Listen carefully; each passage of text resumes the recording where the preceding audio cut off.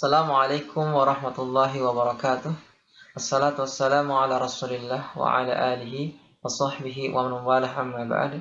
Alhamdulillah, sebelumnya kita sudah melakukan evaluasi untuk bab yang pertama, yaitu bab tentang pertumbuhan dan perkembangan. Nah, sekarang kita akan melanjutkan pembahasan kita di bab yang kedua. Di bab yang kedua ini kita akan belajar tentang metabolisme, ya. Untuk video kali ini kita akan mengupas terlebih dahulu tentang enzim. Jadi tujuan pembelajaran kita, yaitu antum peserta didik dapat mengenali penyusun enzim, cara kerjanya serta sifatnya, dan juga dapat memahami berbagai faktor-faktor yang mempengaruhi kinerja dari enzim. Metabolisme, ya, adalah sebuah proses reaksi kimia berkelanjutan yang terjadi di dalam tubuh yang membuat fungsi dari organ-organ di dalam tubuh ini berjalan dengan normal.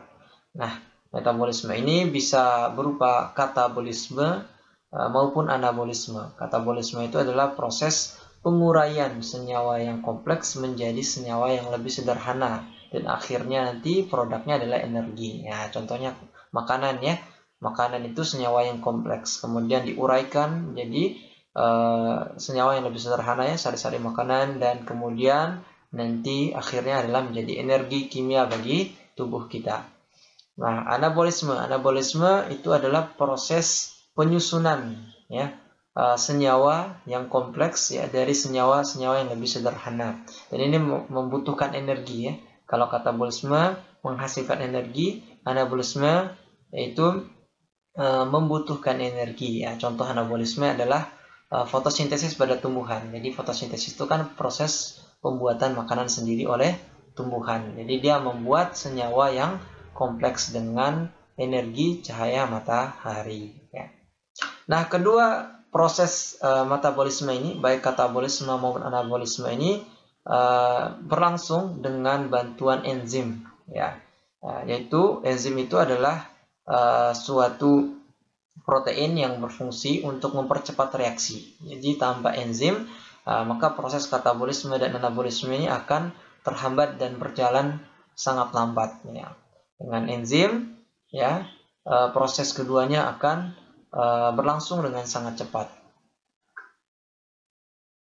Ya, enzim adalah protein katalitik, ya, yang berfungsi sebagai biokatalisator, ya, yang berfungsi mempercepat reaksi-reaksi biologi, ya, reaksi-reaksi kimia di dalam tubuh makhluk hidup.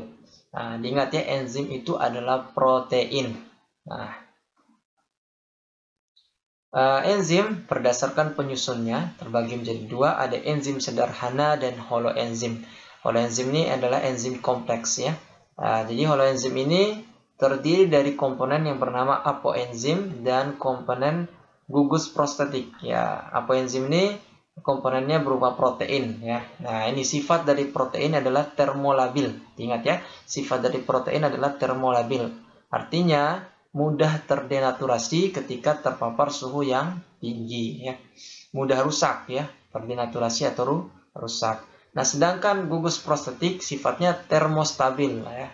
Jadi tidak terlalu dipengaruhi oleh suhu, perubahan suhu, ya. Nah, gugus prostetik adalah komponen non-protein. Gugus prostetik atau komponen non-protein ini, ya, terbagi menjadi dua, ada koenzim dan juga ada kofaktor. Koenzim itu adalah senyawa organik, ya, seperti vitamin, NADH, koenzim A, ya. Adapun kofaktor ini senyawa anorganik, ya, seperti ion zinc, ion tembaga, ion mangan, ion besi, ion kalium, dan ion natrium. Nah, contoh enzim, ya, masih ingat, ya, saluran pencernaan kita itu memiliki banyak contoh dari enzim ini. Nah, misalkan di mulut, ya, ada enzim pitialin, ya, yang merubah karbohidrat, ya, atau amilum, ya, yang kita makan menjadi maltosa sehingga rasanya terasa manis, ya. Kemudian ada juga enzim yang ada di lambung, yaitu contohnya adalah enzim renin dan enzim pepsin, ya. Enzim renin ini adalah mengumpulkan protein susu, ya. Pepsin mengubah protein yang kita makan menjadi pepton. Nah, yang pepton tersebut ya akan dirubah menjadi asam amino yang kemudian bisa diserap oleh tubuh oleh enzim tripsin yang ada di usus 12 jari. Ya, contoh lain lagi yang ada di 12 jari adalah enzim amilase yang merubah amilum menjadi maltosa dan glukosa. Ini adalah contoh dari enzim-enzim pencernaan. Nah, misalkan ini, kita ilustrasikan enzim seperti ini ya. Nah, enzim contohnya enzim amilase. Ya, enzim amilase tadi fungsinya apa? Fungsinya adalah mengubah amilum ya atau karbohidrat tadi, karbohidrat kompleks namanya amilum menjadi maltosa atau glukosa. Ya, jadi substratnya adalah amilum. Ya, jadi enzim ini akan mengubah amilum ya, substrat ini menjadi nanti produknya namanya apa tadi maltosa ya ataupun glukosa ya. Nah, daerah di mana enzim berikatan dengan substrat disebut dengan sisi aktif ya. Sedangkan daerah dari enzim ya yang bukan merupakan sisi aktif disebut dengan sisi allosterik.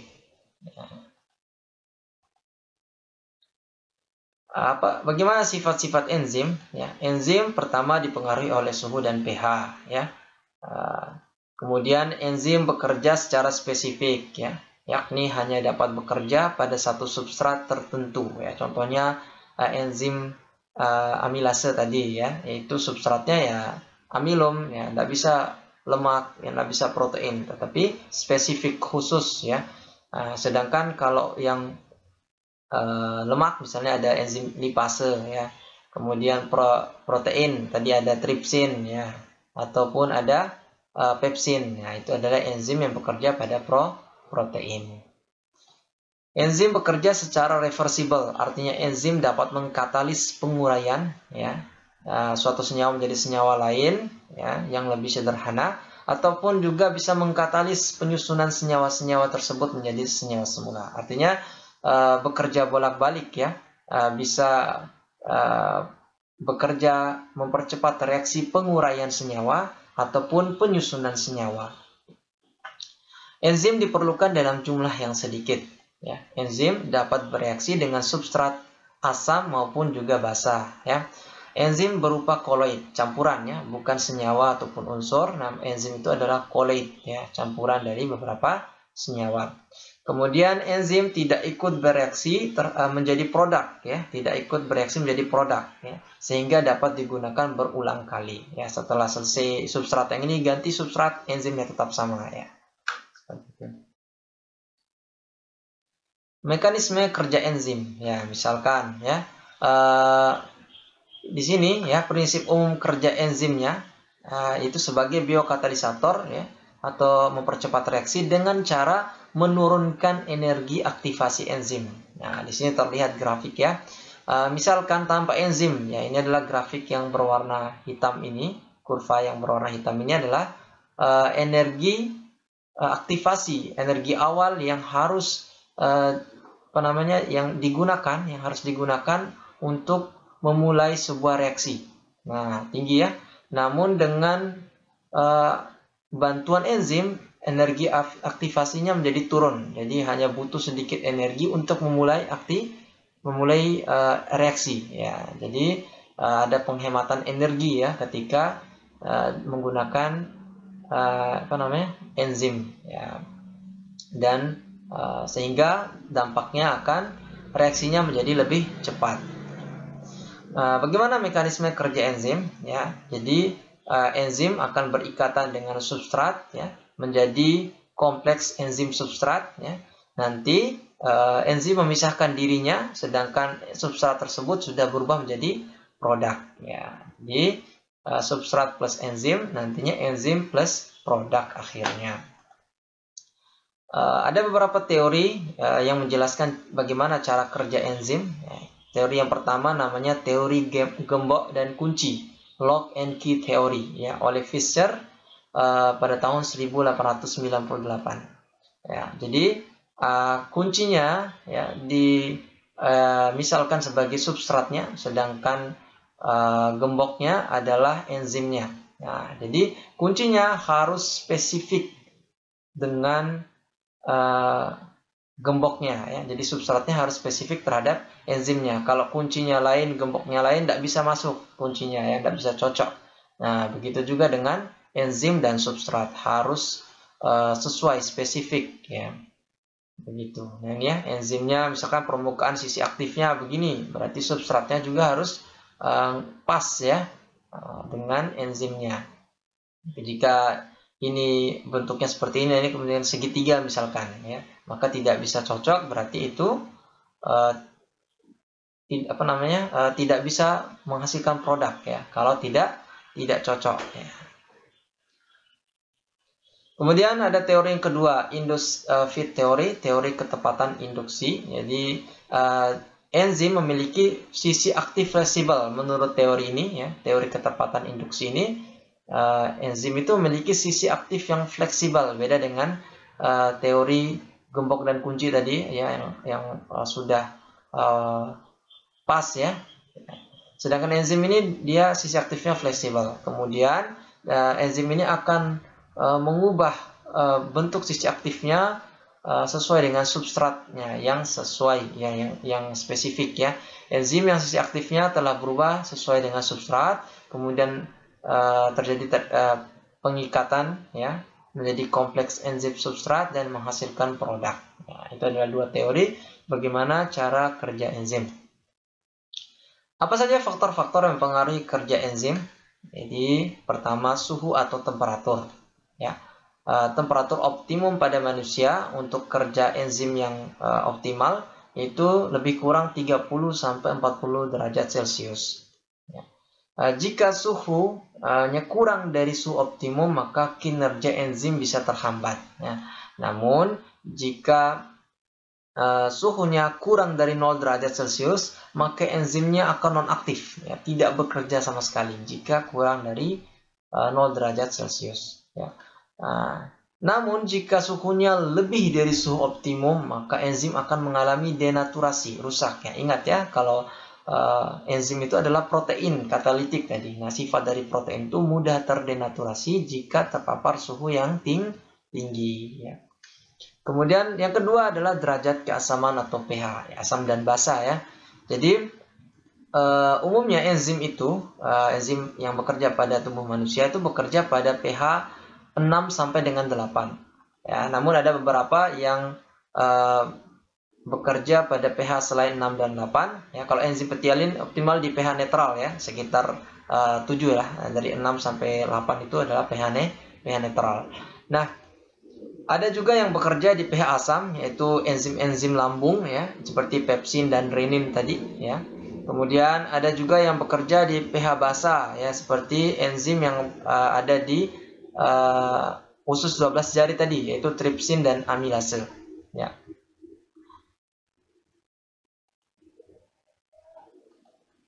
Nah, yang keempat, faktor-faktor yang keempat adalah konsentrasi enzim. Jadi semakin tinggi konsentrasi enzim, maka semakin besar kecepatan reaksinya, ya, semakin cepat ya.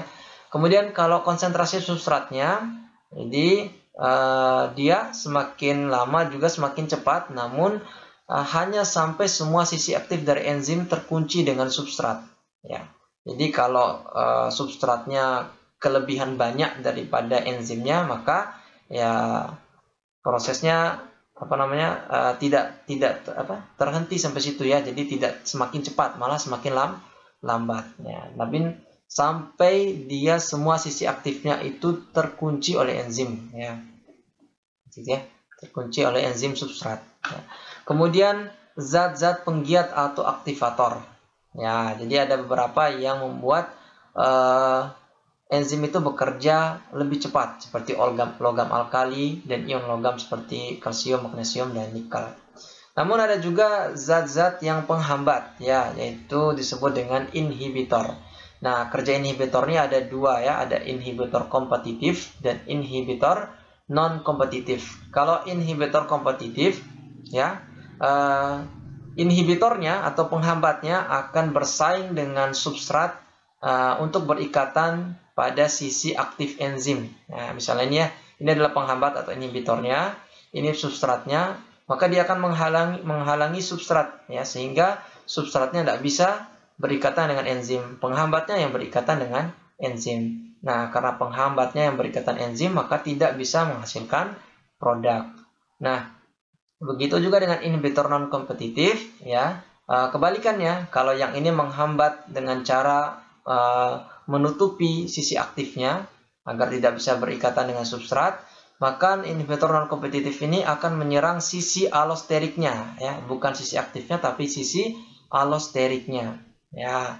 Dengan menyerang sisi allosteriknya, maka enzimnya akan rusak, ya, dan berubah sisi aktifnya sehingga tidak cocok lagi dengan substratnya, sehingga tidak bisa menghasilkan produk, ya, seperti itu, ya.